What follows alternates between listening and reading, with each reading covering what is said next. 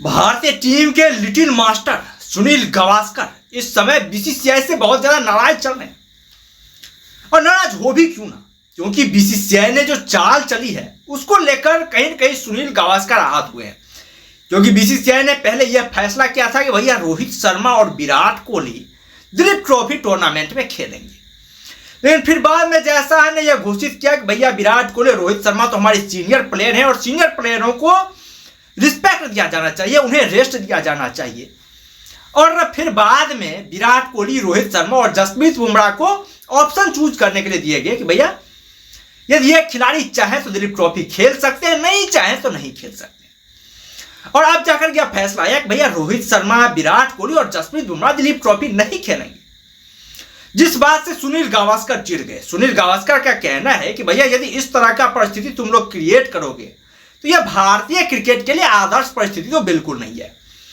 क्योंकि रोहित शर्मा, विराट कोहली जैसे खिलाड़ी यदि दिलीप ट्रॉफी में खेलते तो इसका हमारे जूनियर खिलाड़ियों पर सकारात्मक इफेक्ट पड़ता।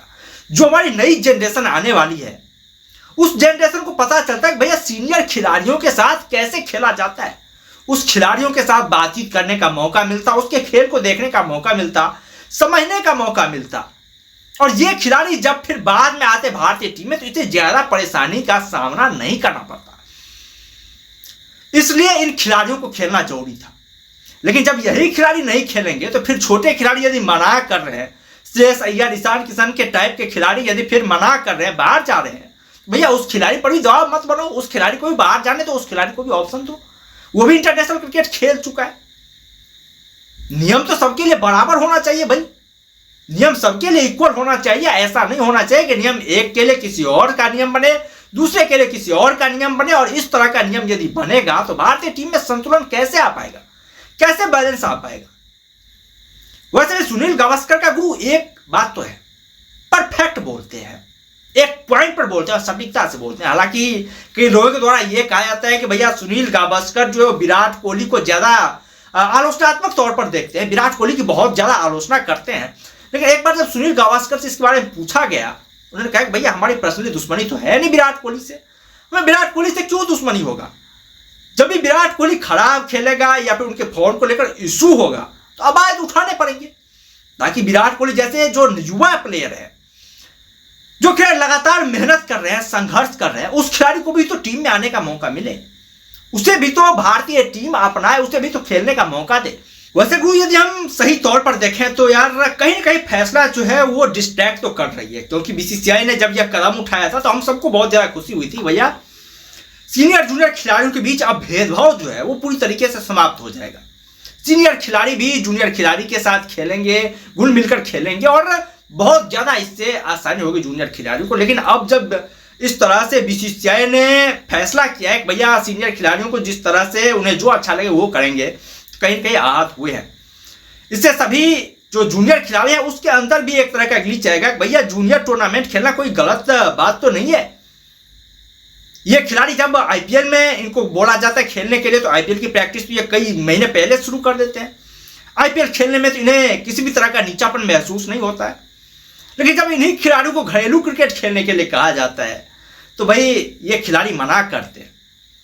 और इस समय चयन प्रक्रिया को भी हम लोग देखें ना तो चयन प्रक्रिया का भी माध्यम आईपीएल ही बनता जा रहा है, जिसका परिणाम ये होता है कि हमारे खिलाड़ी फ्लैट विकेट पर बहुत अच्छा खेलते हैं। आईपीएल में तो उनके बल्ले से खूब से ज्यादा रन निकलते हैं।